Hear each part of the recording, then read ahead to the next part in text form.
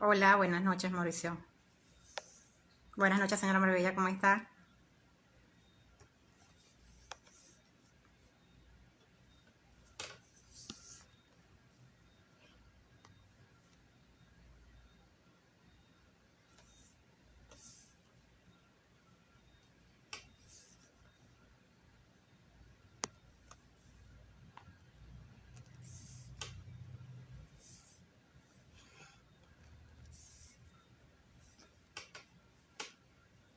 Buenas noches, señor Ernesto, bienvenido.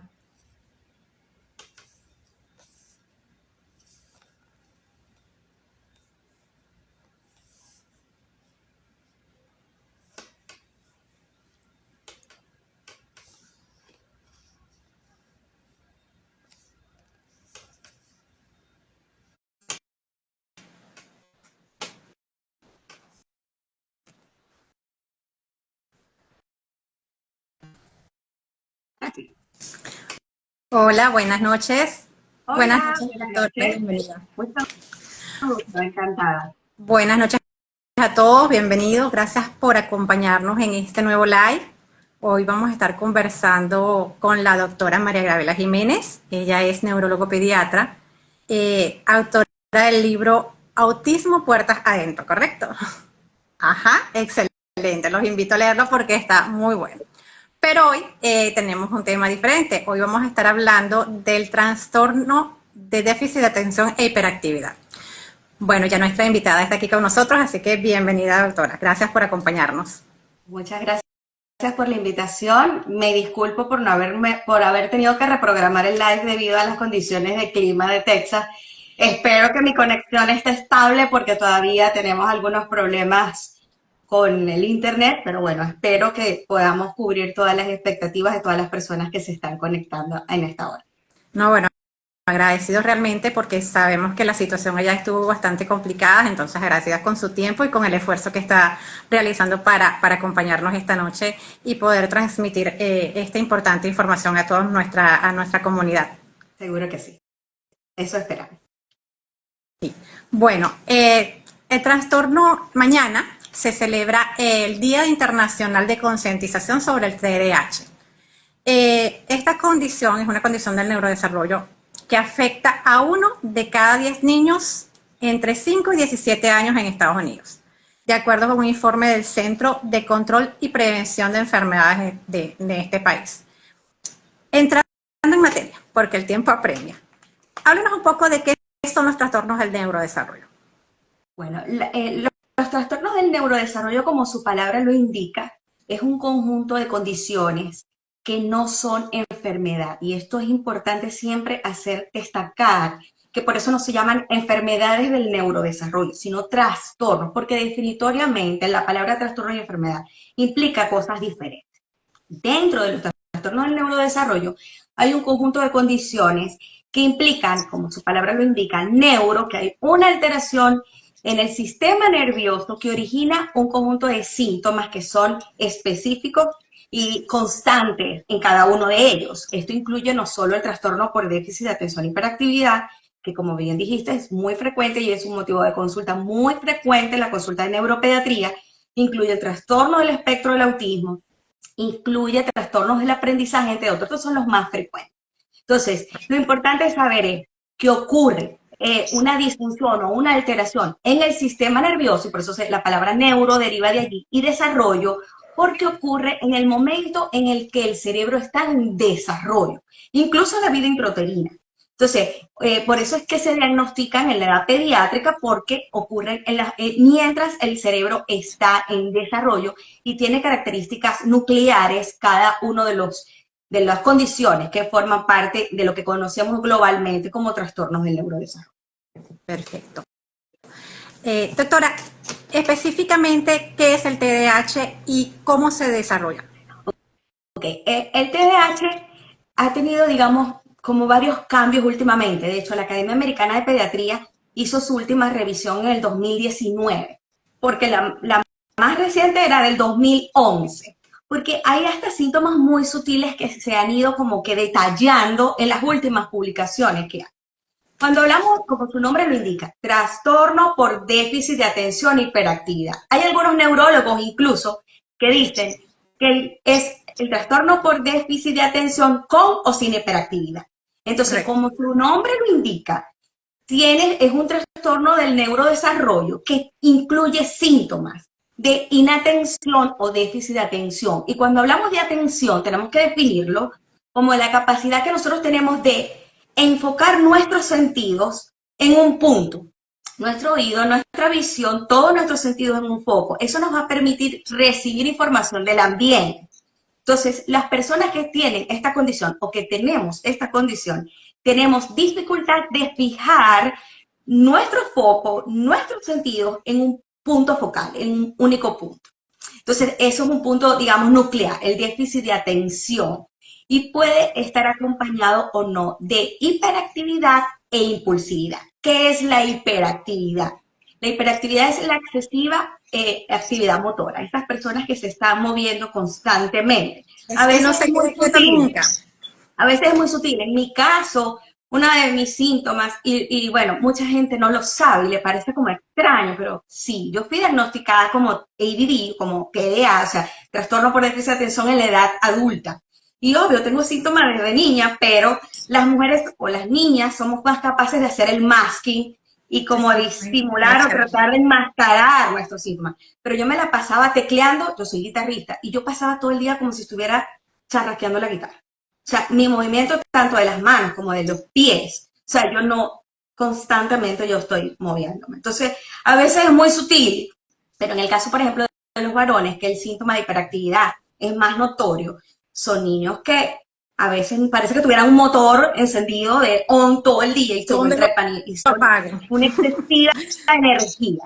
Y la impulsividad es un aspecto muy importante de esta condición, porque recordemos que, lo vamos a hablar más adelante, el foco, digamos, desde el punto de vista neurológico, donde está, digamos, la disfunción, es el área que se encarga del autocontrol o del control inhibitorio. Entonces son estas personas que les cuesta esperar su turno.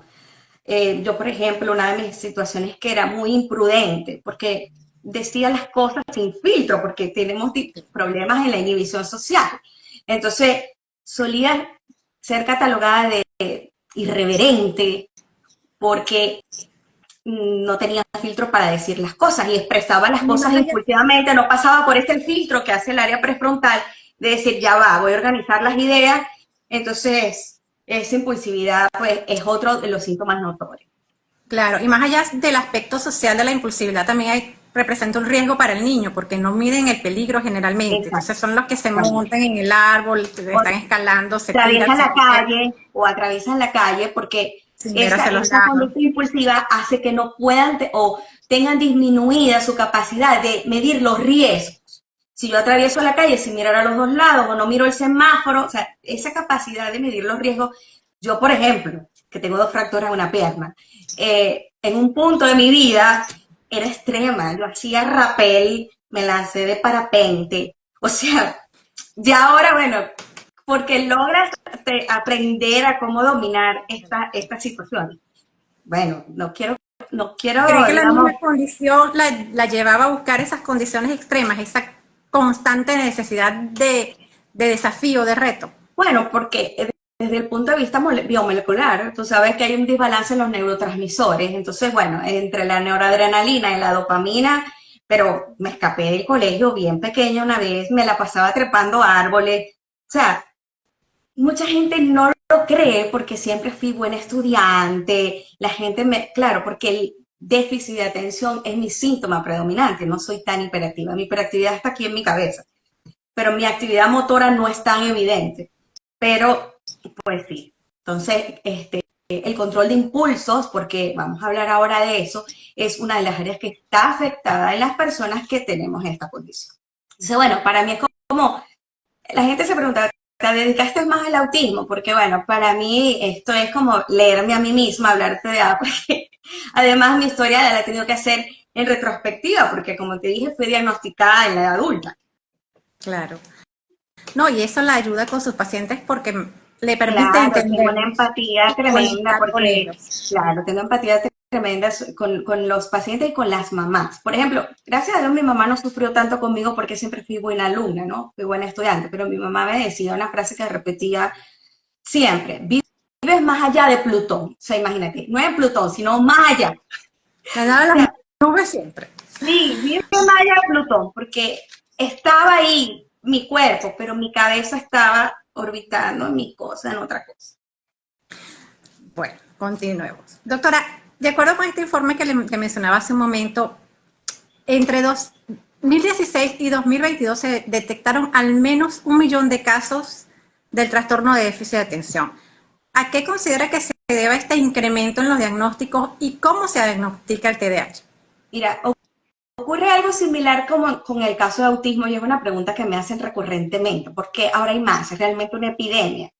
Y bueno, definitivamente el cerebro no, o sea, es difícil reconocer algo que tú no conoces, pero a raíz de las redes sociales y la difusión de estos temas ya mucha gente maneja lo que es TEA, lo que es TDAH, o sea, ya hay un dominio popular de estos términos. Entonces, ¿qué pasa? Que al haber, digamos, es más fácil que los padres, los abuelos, la familia puedan sospechar, a lo mejor mi hijo tiene esta condición. Segundo, hay mayor número de profesionales entrenados para hacer el diagnóstico. Entonces, ese subregistro que había ha disminuido notoriamente. Y es importante mencionar que el TDAH tiene una alta heredabilidad, 70% de heredabilidad. Entonces, voy a ponerte un ejemplo que lo pongo también con el TEA, con el trastorno del espectro del autismo. Estamos diagnosticando ahorita, en el 2024, un niño con TDAH. Cuando lo examinas y haces su historia clínica, te das cuenta que su papá también tiene Y TDAH nunca fue diagnosticado. y nunca fue diagnosticado. Este niño está en el 2024.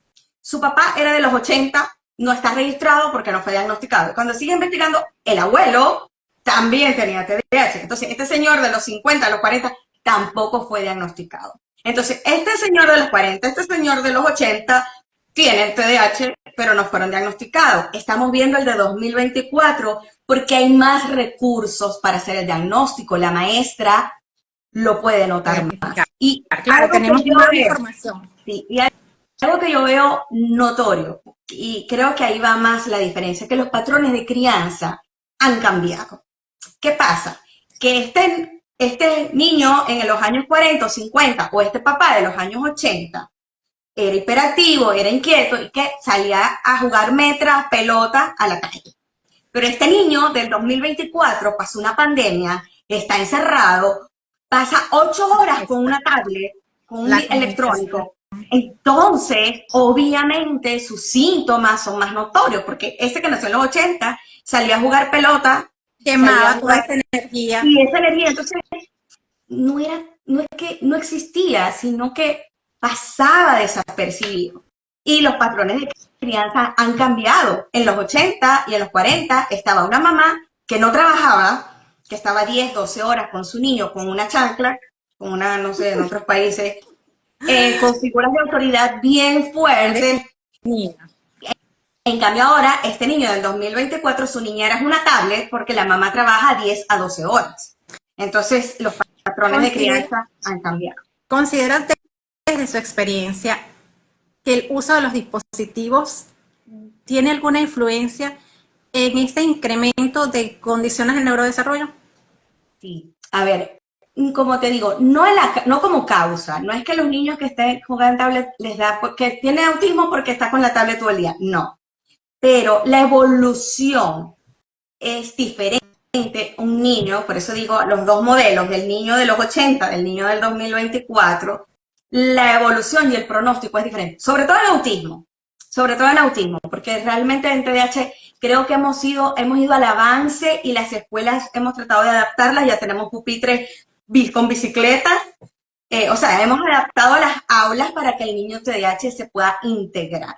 Cuando me preguntaste lo del diagnóstico, es muy importante mencionar que los trastornos del neurodesarrollo no son una enfermedad, son una condición, son un trastorno. Entonces, el diagnóstico es eminentemente clínico. ¿Qué quiero decir con esto? No existe una prueba biológica, no hay un examen de sangre, no hay una tomografía, no hay una resonancia, no hay un electroencefalograma con lo que yo lo pueda diagnosticar. ¡Ay, le salió la resonancia TDA, TDAH! No, el diagnóstico es clínico. Entonces, como es observacional, tiende a ser muy subjetivo y los papás dicen, esta mujer vio a mi hijo 1 hora y ella dice que tiene TDAH o es autista, porque el diagnóstico es observacional. Y por supuesto, mientras más ves, la experiencia clínica te ayuda a afinar Adentro. la pericia para hacer el diagnóstico, pero lamentablemente al no tener marcadores biológicos, el diagnóstico se hace mediante instrumentos que nos permiten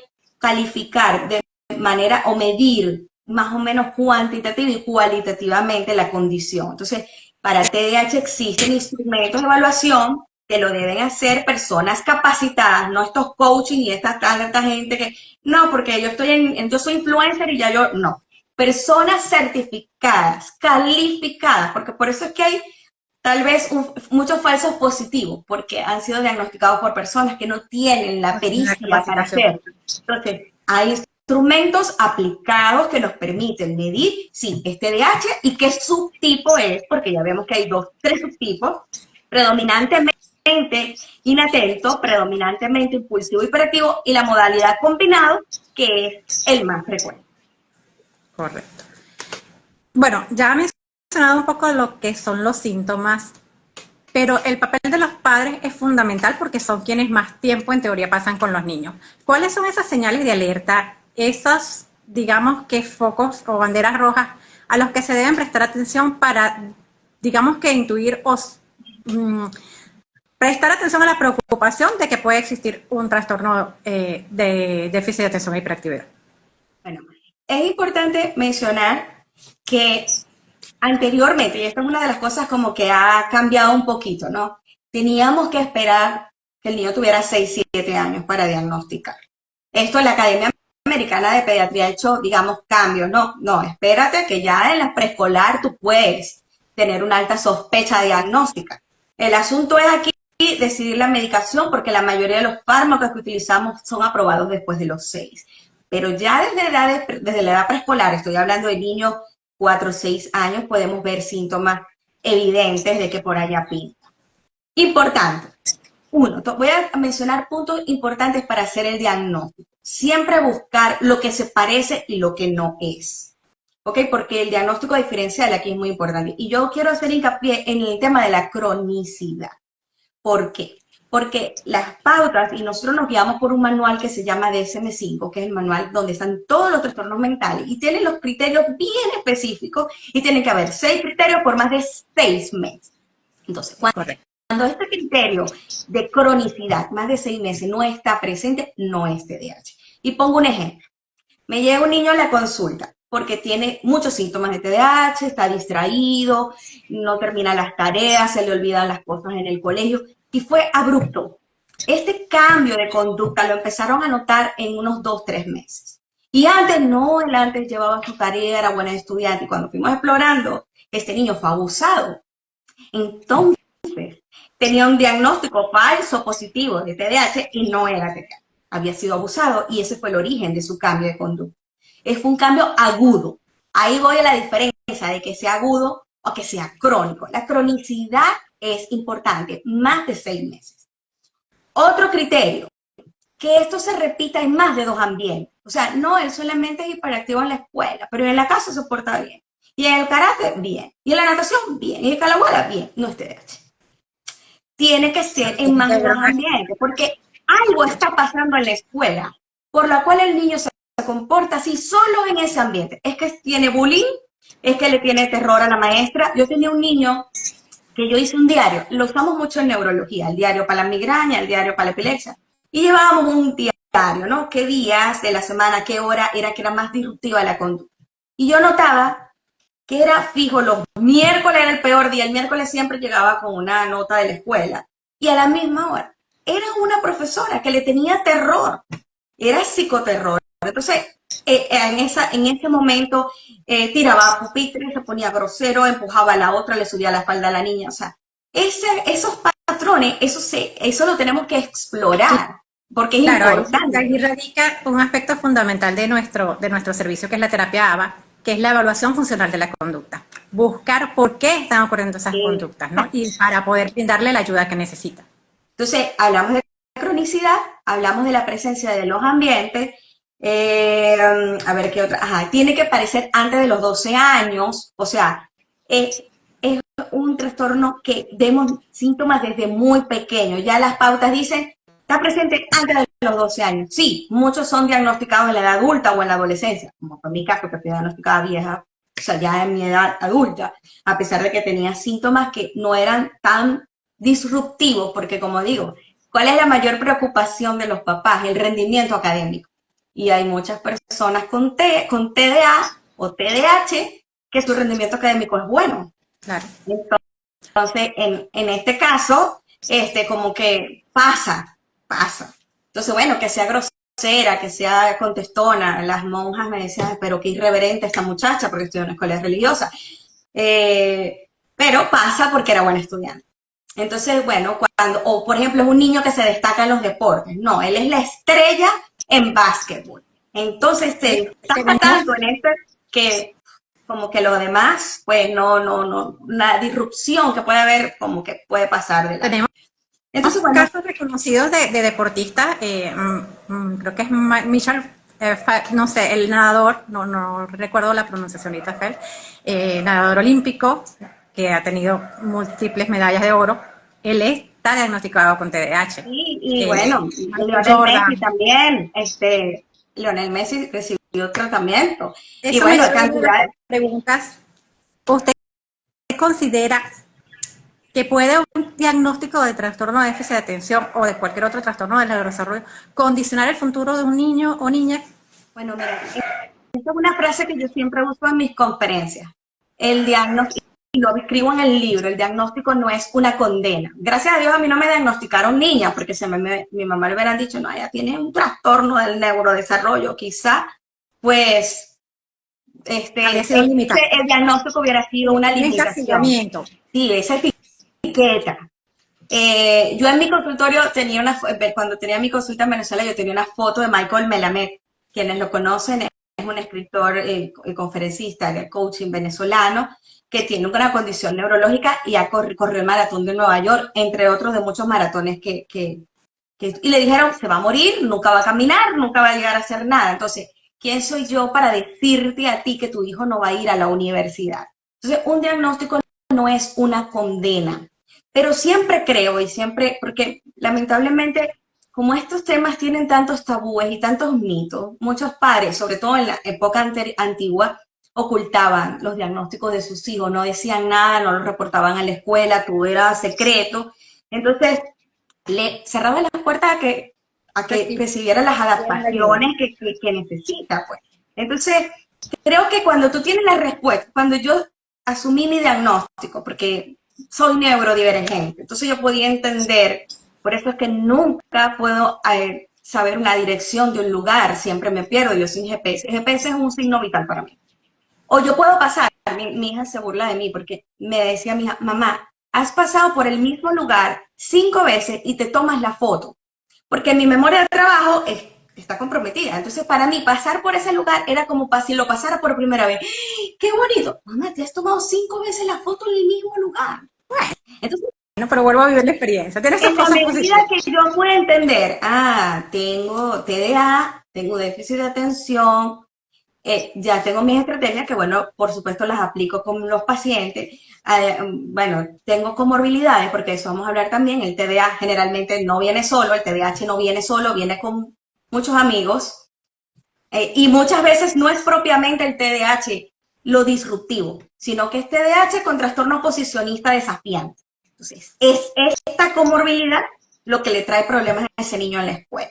O tiene un trastorno de aprendizaje, disléxico, disgráfico, discalculia. Entonces, no es el TDAH per se, sino el trastorno de aprendizaje que lo acompaña, lo que le origina la disfunción académica. El otro criterio que me faltó, que es importante, que estos síntomas de los que hemos hablado, de inatención, de hiperactividad, de impulsividad, causan disfunción social, causan alteraciones en su cotidianidad. Porque si los síntomas son tan leves, que no tiene problemas en la escuela, no tiene problemas en el karate o en las actividades que ese niño practica, pues bueno, es pasable, pero cuando estos síntomas son tan disruptivos que llevan que los padres lo llamen todas las semanas del colegio porque le pegó a aquel, porque mordió el otro, porque se paró, porque se sentó, porque hablan mucho.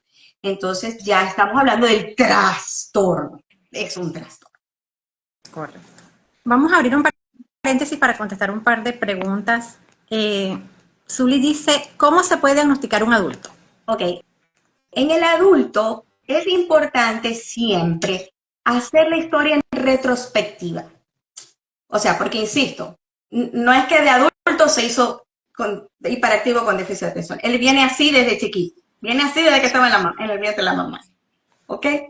Porque tiene un 70% de heredabilidad, de una carga genética muy importante. Entonces siempre debemos ir para atrás. ¿Cómo te fue en la escuela? ¿Cómo era tu rendimiento? ¿Cómo te enfocabas? O sea, hacer la historia en retrospectiva y hay test, como insisto, hay instrumentos que son las palabras adecuadas para aplicarlas, ya elaborados específicos para los adultos. Entonces, esto lo hacen neuropsicólogos, psicólogos clínicos o personas que están entrenadas para aplicar estos instrumentos y nos mide si es un adulto con TDA, porque puede ocurrir el diagnóstico en edad adulta perfectamente, cada vez más frecuente y es más frecuente en las mujeres. Generalmente los varones o los hombres se diagnostican desde pequeños en la edad temprana, en la infancia temprana, pero generalmente las mujeres son diagnosticadas muy tardíamente. Mamá Sin Límite nos dice, mi hijo tiene un síndrome que según no es compatible con la vida y lo hacemos sentir que es igual a sus hermanos. No decirle, no puedes, sino si no vas a poder, claro que pronto vas a poder, poco a poco. La motivación. Sí, bueno, hay un libro muy bonito que yo lo recomiendo mucho que se llama Los Cuatro Acuerdos.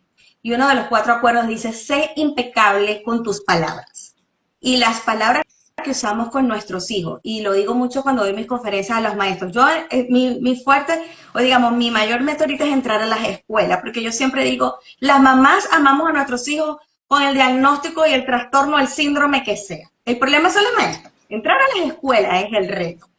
Entonces, cuando entro a las escuelas siempre digo, tenemos que ser impecables con las palabras, porque los niños no olvidan lo que una figura de autoridad le dice. Lo hablo mucho en el libro, el tema de las etiquetas. Cuando una maestra le dice a un niño, eres bruto, tarado, esas palabras que marcan ese niño para toda la vida, para toda la vida. Entonces, igual los papás tenemos que siempre ser impecable con nuestras palabras y manejar un lenguaje adecuado para que nuestros hijos, yo sí estoy de acuerdo que todos sepamos lo que tienen. O sea, tú eres así porque tienes una condición que se llama autismo.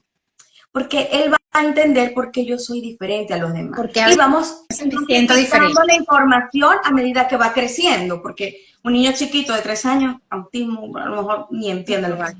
Pero vamos dosificando la información al punto de que pueda entender, bueno, yo puedo, y puede gestionar lo que tú sabes. Bueno, las personas con TDA tienden, por ejemplo, a tener dificultad para tomar decisiones. O sea, cuando te mandan a escoger una cosa y otra, plan A o plan B, las personas con TDAH somos muy indecisos, por ejemplo. Entonces, ya tú sabiendo cuáles son los síntomas que tú tienes, tú puedes comprender por qué tú funcionas de esa manera y puedes crear tus propias estrategias, porque yo creé las mías, mi sistema para yo funcionar. Porque si no, bueno, gracias a Dios he podido funcionar sin medicación, pero porque he desarrollado los sistemas. Este tema también es importante. El tratamiento farmacológico, terapia conductual, terapias alternativas. Bueno, el manejo, por eso se llama, a mí me gusta más decir el manejo, como dicen los americanos, el management. ¿Por qué? Porque al no ser una enfermedad no tiene como tratamiento, porque no tiene cura, pero sí debemos hablar que el manejo o el tratamiento pues, puede ser, es multimodal porque es un abanico de cosas. Es farmacológico y no farmacológico. Siempre debemos agotar todas las estrategias que podemos antes de iniciar fármacos, siempre.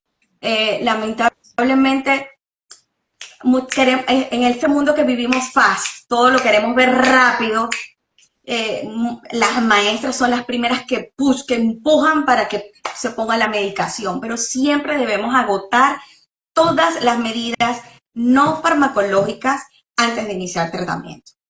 Y aún cuando iniciemos tratamiento farmacológico, cuando decidamos si este niño necesita medicación, lo lleva, tiene los criterios para iniciar medicación, debe ir acompañado de el manejo no farmacológico, que aquí interviene la psicoterapia, son niños que tienen mucha tendencia a la ansiedad, a tener ansiedad, entonces tenemos que trabajar eso, a la depresión, eh, baja autoestima, entonces tenemos que trabajar todas estas áreas que acompañan el trastorno para que esta persona pueda ser feliz.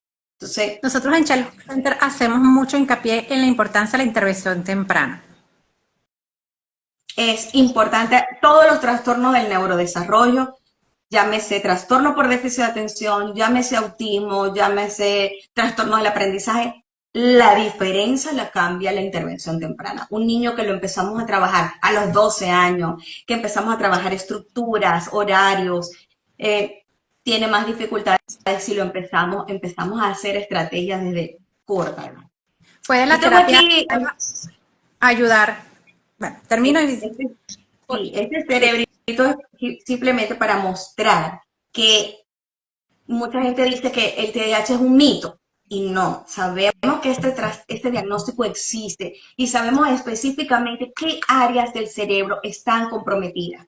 El área prefrontal, que es el área anterior de nuestra cabeza, que es justamente el área que se encarga de estas funciones ejecutivas, están comprometidas en el TDAH. Yo pongo el ejemplo, por ejemplo, otro caso agudo, que no es la cronicidad de que hablamos del TDAH, y lo vimos, pero como yo soy pediatra, yo primero fui pediatra antes de ser neuropediatra. Un niño tiene un accidente de tránsito y recibe un traumatismo con fractura en el área frontal y tiene síntomas de TDAH. No tiene control de impulso, empieza a ser grosero, se empieza a masturbar, o sea, ¿por qué? Porque tiene una disfunción en el área que está comprometida en el TDAH, pero en el caso de él es adquirida por un trauma, por un golpe, por un accidente. Entonces, el área prefrontal de nuestro cerebro se ha visto en estudios funcionales de imágenes que funciona diferente a las personas que tienen TDAH y esta alteración en la regulación de neurotransmisores importantes como es la dopamina y la noradrenalina, y justamente ahí es que intervenimos con los medicamentos, están comprometidas en las personas con TDAH. Excelente, doctora. ¿Puede la terapia ayudar a disminuir los síntomas y brindar una mejor calidad de vida a los niños con trastorno de déficit de atención y hiperactividad? Sí, esa pregunta me la hicieron esta mañana, que estaba justamente reunida con varios terapeutas ABA y salió esa pregunta. Porque hay en la concepción de que el ABA, la terapia de behavior, o sea, la terapia conductual es solo para niños con autismo, y no es cierto. Por definición, el ABA es una estrategia que utilizamos para modificar conductas, para mejorar o para modificar conductas. Entonces, muchos pacientes con TDAH pueden beneficiarse con terapia ABA, especialmente los niños que tienen comórbido el trastorno oposicionista desafiante. Este trastorno es ese niño que a todo le dice que no, no quiero, no voy, lleva la contraria, siempre es opositor, transgresor. Entonces, esta conducta que es bien disruptiva en clase y suele generar mucho conflicto en el aula de clase y en la casa. Vamos a comer pizza. No, yo no quiero pizza, yo quiero hamburguesa. Y es un conflicto y una guerra en la casa porque no quiere pizza. Constante oposición. Una constante oposición para todo. Entonces, estos niños se benefician muchísimo con terapia ABA. Entonces, bueno, es útil no solamente para autismo, tiene muchísimas otras indicaciones. Bueno, creo que esto ya lo ha mencionado en su explicación, pero ¿se puede prevenir el TDAH? No, porque imagínate, si estamos hablando que tiene un 70% de heredabilidad, ¿cómo previenes a tus padres? ¿Cómo cambio mi papá y mi mamá? Pero sí podemos intervenir precozmente. ¿En qué sentido? Que si usted, mamá, está embarazada y usted fuma e ingiere alcohol, la probabilidad de que su niño tenga un trastorno del neurodesarrollo, llámese autismo, o TDAH, es mucho mayor. ¿Por qué? Porque estas sustancias tóxicas afectan el desarrollo cerebral. Entonces, digamos, la prevención es que debemos, especialmente la mujer embarazada, debe alimentarse bien, tomar su ácido fólico, llevar una vida saludable, evitar tóxicos. Cuando digo evitar tóxicos, incluye incluso pintarse el cabello. O sea, hay muchísimos tóxicos y agentes ambientales que influyen negativamente, especialmente durante el embarazo. El embarazo prematuro, los partos prematuros, los bebés prematuros, la prematuridad es un factor de riesgo para TDAH. Entonces, digamos, muchas veces no se puede prevenir un parto prematuro porque, bueno, tantas cosas, hizo una preeclampsia o algunas complicaciones del embarazo, pero sí tenemos que tomar en cuenta, tratar de disminuir esos factores de riesgo, rubiola en el embarazo, citomegalovirus en el embarazo, infecciones en el embarazo, o sea, muchísimos agentes que pueden ocasionar que mientras el bebé está en la pancita y se está desarrollando, esos agentes pueden sufrir el desarrollo cerebral y puede conllevar secundariamente autismo, trastorno por déficit de atención y hiperactividad, entre otras muchísimas otras cosas. En ese mismo sentido, ¿qué papel juega la alimentación y el estilo de vida, perdón, en el manejo del TDAH? Bueno, aquí vuelvo a poner mi ejemplo como paciente. Yo soy celíaca. Celíaca quiere decir que tengo una enfermedad inmunológica en la cual no tolero el gluten. ¿Qué es el gluten? Todo lo que viene derivado del trigo. Yo no puedo comer pan, yo no puedo comer pizza. Y fue diagnosticada casi al mismo tiempo en que fui diagnosticada con TDAH. Es común la asociación de celiaquía con TDAH. Entonces, puedo decir yo como paciente que cuando estoy intoxicada de gluten, tengo déficit de atención severo, se me olvidan las cosas, me es imposible tener foco, dejo las llaves en la nevera. Acentúa los síntomas. Totalmente. Me acuerdo que una vez le dije a mi hija, mete la ropa en el horno, pasa, o sea, disparate, o sea, mete la ropa en el horno. En vez de decirle, mete la ropa en la lavadora. O sea, El nivel de distracción. sí, realmente, pero sí debo decir, al igual que en autismo, que la dieta no tiene evidencia científica. No a todas las personas le funciona. Dietas restrictivas, sin azúcar, sin gluten, sin caseína. En mi caso, yo tengo una condición inmunológica. Yo soy celíaca y sé que que ciertos alimentos me intoxican y tengo mayor disfunción neurológica, o tengo más exacerbación de mis síntomas. Pero muchos niños no son celíacos, no nada, y por supuesto la dieta no le funciona. Pero sí se ha observado que, por ejemplo, el exceso de azúcares o ciertas bebidas tienden a alterar la conducta de los niños, tengan o no TDAH. Si tú le das azúcar a tu hijo, un refresco, una gaseosa en la noche, posiblemente ese niño va a estar más hiperactivo, va a tener excesiva actividad motora a un niño que no le des este tipo de bebidas. Entonces, en conclusión, cada caso es individual. Si hay alguna sospecha, por ejemplo, de alguna intolerancia alimentaria, como es mi caso, que soy una paciente celíaca, pero pueden haber otros tipos de intolerancia a los lácteos o algún otro tipo de alimentos, en ese caso sí debemos planificar e incluso pedir interconsulta con gastroenterología, consulta con nutrición para abordar ese sistema, ¿ok? Es algo en lo que en nuestra agencia hacemos mucho hincapié y es en la individualidad de cada niño, ¿no? Sí. Cada caso es No único, debe podemos ser evaluado. generalizar que forma parte del tratamiento para TDAH, dietas libre de gluten, libre de Se azúcar, puede, libre de libre y libre y libre y libre. No, no claro, es eso es algo eso. que siempre. No hay evidencia científica, aunque mucha gente son altos defensores, apasionados, los gurús y tal, no hay evidencia científica. Pero bueno, ahí entro yo. Yo soy científica y siempre trato de estar a la vanguardia de lo que va saliendo. Pero sí puedo decir yo como paciente que soy celíaca, que esté, por ejemplo, en diciembre, yo me como mi pan de jamón, estoy segura que ahí yo voy Se a van a tener más, disparar. se me dispara todo, las migrañas, todos los síntomas. Pero el pan de jamón no puede faltar. Bueno, ojalá que alguien me haga pan de jamón sin gluten para que esta persona que tiene TDA pueda funcionar mejor. Bueno, nos siguen varios emprendedores, así que bueno, Ojalá cuídense. que alguien me escuche. Bueno, para ir finalizando, y bueno, ya un poco más seria la pregunta, eh, el, el TDAH influye en la salud mental y cuál es el pronóstico a largo plazo. A ver, esto depende mucho de muchos factores. ¿En qué sentido? las mamás más ansiosas que yo he conocido o las que sufren de mayor frustración son las mamás de los chicos con TDAH porque sienten que no es suficiente lo que hacen y que sus chicos siempre vienen con una nota de la escuela, una mala cara. Entonces es duro, es duro. Entonces la diferencia de un paciente y otro es la familia. Y esto ocurre igual con el autismo. Puedes tener un niño TDAH o TDA con un coeficiente intelectual en 200, con altas capacidades cognitivas, que tiene todo el potencial para ir a la NASA, pero tiene una familia que no le para, que no le busca apoyo, que no le hace caso, que no interviene, que No no lleva la fomenta su terapia. autoestima, la probabilidad de que ese niño pueda desarrollar su potencial es menor a un niño que a lo mejor no tiene un coeficiente tan alto, pero tiene una mamá motivadora, una mamá que le dice, tú eres lo máximo, tú eres brillante, tú me importas, yo te amo. Eso marca la diferencia. Entonces, el pronóstico, y volvemos a lo que hablamos al principio, un diagnóstico no es una condena.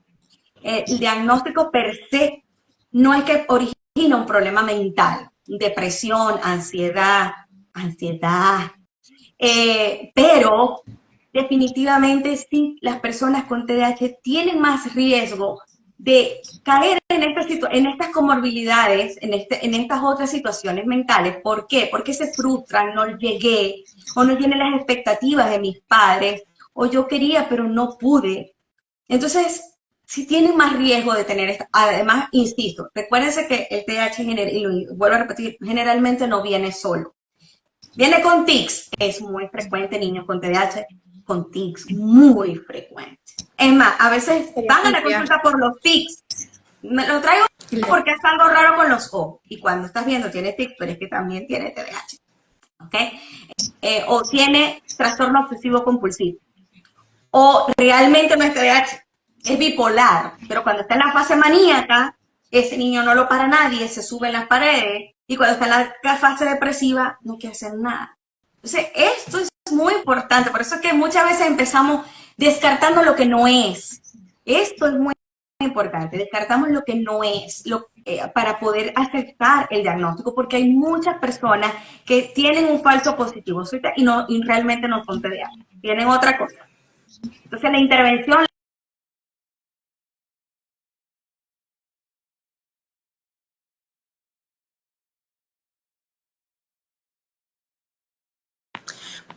Bueno, mientras se reconecta, aló, ajá, De ¿está ahí? adicciones, esto está descrito y esto está estudiado, tiene más riesgo de adicciones. Eh, entonces hay que intervenir tempranamente y tapar o cubrir todos estos factores de riesgo. Además que recordemos que la medicación, muchos de los medicamentos que se usan para el TDAH son altamente adictivos. Otra cosa, no es solamente una adicción farmacológica, es una adicción psicológica, porque el paciente siente, si no me tomo la medicina no voy a funcionar. Entonces hace una adicción, digamos, falsa, porque probablemente si la medicación vaya a funcionar igual, pero siente que sin ella no puede. Entonces, prefiero tomármela. Entonces, ese, eh, es difícil en esos pacientes retirar la medicación porque sienten terror, que si le quitan la medicación no voy a poder trabajar. Y ves muchísimos profesionales que ya están graduados, ya están abogados. La carrera de Derecho en los Estados Unidos es la que tiene mayor índice de consumo de anfetaminas y de estos medicamentos que se usan TDAH en los Estados Unidos, porque no le puedes quitar la medicación, porque sienten que no van a poder trabajar, no van a poder funcionar en su No mundo van a poder laboral, rendir. no van a poder rendir si dejan la medicación. Entonces, aquí es un juego de, digamos, de que cada caso hay que individualizarlo y siempre digo, en la medida que podamos usar todas las estrategias para evitar la medicación, sería lo ideal. No es porque sea mala, hay veces que es necesario, pero no que esto no sea siempre la primera opción. Y lamentablemente vemos con más frecuencia en este país que la presentación es bien líquida, en gomitas, en parche, en todas las presentaciones. Me acuerdo la primera presentación que me prescribieron a mí fue en parche. Yo realmente usé muy poco tiempo en medicación y fue aquí, porque trabajaba en un centro de neurología y por supuesto, tú tienes esto, tienes que tomar medicación. Y eran parches. Y cuando viene bajón del fármaco, yo me sentía tan mal. Y dije, no, yo puedo, yo tengo que poder. Si tengo 30 y pico de años sin tomar nada, ¿por qué ahora tengo que tomar? O Por, medicarme. Entonces, sí, hay personas que la necesitan, definitivamente que sí. No estoy diciendo que no, vamos a tratar y romantizar la situación. No busco romantizar la condición. Cuando hay que usarlo, porque la diferencia de un niño que viene deprimido porque no puedo, porque no llego, porque no me concentro, después de la medicación es un antes y un después. Y ahí entonces es la mamá la que no quiere me quitarle la medicación porque ve la diferencia de su hijo, ¿no? La maestra me aplaude, la maestra dice que aumentó todas sus notas. Entonces, como insisto, cada caso es individual y hay que tomar las precauciones en todo esto. bueno, doctora, eh, como mamá puedo decirle a nuestros seguidores y a nuestras mamis que nos están escuchando que, o sea, una nota no define a nuestros niños. La importancia de conocerlos, porque, o sea, nadie va a identificarlos y conocerlos mejor que nosotros. Entonces, estar pendiente de esas pequeñas y no tan pequeñas señales, de darle la atención oportuna para poder ayudarlos a que puedan superar esas dificultades y brindarles todas las oportunidades de desarrollar el potencial que tienen. Siempre teniendo en cuenta eso, que no existe una receta mágica única, que su hijo no va a ser igual de su amiga, ni el de la vecina, ni el que leyó en internet. Cada caso es único y debe evaluarse de esa forma. Es algo en lo que no podemos dejar de enfatizar. Entonces, bueno, doctora, ya para despedirnos, sus palabras, sus recomendaciones y, bueno, ratificarle nuestro agradecimiento por acompañarnos, por compartir su conocimiento, su experiencia y esperamos que pueda repetirse en otra oportunidad. Bueno, es la primera vez que digo públicamente mi diagnóstico. O Ah, sea, solamente la gente muy cercana una sabe. primicia. Es una Muchas primicia. gracias por la Pero bueno, confianza. justamente es para que la gente vea que Michael Phelps, que es el nadador del que hablaba, Michael Phelps, el nadador del que hablaba, es un chico TDAH, lo llamaban el niño Ritalin, porque es uno de los fármacos que se utiliza. Yo utilizo Ritalin y es una estrella. Yo soy neuropediatra, investigadora, escritora, locutora, y aquí estoy. A ver, sí, he tenido dificultades, pero gracias a Dios tuve el apoyo y uno mismo va desarrollando el sistema. O sea, yo recuerdo que muy joven yo usaba de estos post-it, de esas libretitas de colores. Yo Sí, tenía de eso por todas partes. Era una cosa, o sea, cada quien va desarrollando sus estrategias para funcionar.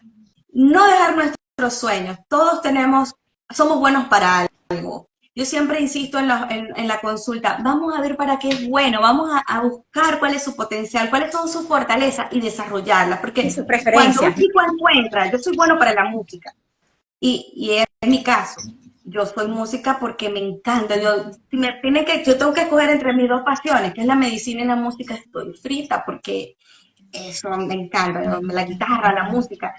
¿Para qué soy bueno? Cuando tú encuentras para qué realmente algo que te apasione, eso marca la diferencia. Yo recuerdo en una de mis conferencias de TDAH, yo grabé unos CD y los repartí a las personas que asistieron. Y cuando yo llegué a la tienda donde me estaban imprimiendo los CD, el muchacho que me atiende en el mostrador lo mira y dice, yo he sufrido tanto por el TDAH, toda la vida, y todavía, y me quedé, pobrecito, me dio cosita. Entonces él me dice, yo no sé, como a 500 psicólogos. Y el muchacho era diseñador gráfico. De hecho, fue el que me hizo el diseño del póster de la presentación. Cuando encontró su pasión, ¿dónde pone? Porque no es que las personas que tienen TDAH siempre son inatentos. El problema es que el foco de atención es lo que le interesa. Mi foco de atención, por ejemplo, era la Porque cuando algo música. les gusta y se Cuando algo me enfocan, pueden. gustaba, yo podía pasar horas con mi guitarra aprendiéndome una canción, eso no me distraía, ahí estaba enfocada. Cuando tú logras encontrar tu pasión y lo que realmente te motiva, marca un antes y un después. Entonces, papás y mamás que nos están escuchando, un diagnóstico no es una condena. Creo que es importante que la diferencia de que todos conozcamos y leamos, salimos, como siempre digo yo, de la oscuridad de la ignorancia. Mientras usted más lea sobre el tema, guía para padres, usted se documenta qué estrategia puede utilizar para hacer el sistema en mi casa me funcione, para que mi hijo sea feliz, porque eso es lo que nos interesa, no que se cure, porque esto no se cura, pero que mi hijo sea feliz. Yo he vivido con esta condición, me diagnosticaron después de los 30 años y aquí estoy, aquí estoy. Entonces, Y es una excelente profesional. Y mucho gracias. amor. Yo creo que el amor es fundamental y una pieza clave en el desarrollo y el futuro de nuestros hijos. Y Y su manejarlo, tranquilidad, su y felicidad. manejarlo en familia. Mi hija sabe. Entonces ya mi hija también ha desarrollado su sistema. Para mí, me pregunta a veces hasta 3 veces, ¿estás segura? Porque sabe que en algún Puedes punto responderle y puede decir, no responder. y sí, o me quedo, o sea, Claro. que la familia lo maneje es importante porque, bueno, toda la familia como que está en sintonía de la situación y ella ya sabe que cuando yo pongo papelitos, los exposis por toda la casa, o sea, hay que dejarlo ahí porque ella se entiende cómo va a ir esa guía que ella tiene ahí.